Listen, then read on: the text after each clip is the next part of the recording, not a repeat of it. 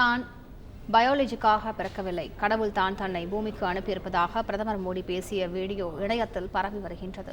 தேர்தல் பிரச்சாரங்களுக்கு மத்தியில் ஆங்கில ஊடகத்திற்கு பேட்டியளித்து பேசியிருக்கும் பிரதமர் மோடி தான் பயாலஜிக்காக பிறக்கவில்லை என கூறியிருக்கிறார். கடவுள் தான் தன்னை பூமிக்கு அனுப்பியிருப்பதாகவும் தான் பெற்றிருக்கும் ஆற்றல் ஒரு சாதாரண மனிதரிடமிருந்து பெறப்பட்டது கிடையாது என்றும் அவர் தெரிவித்திருக்கிறார்.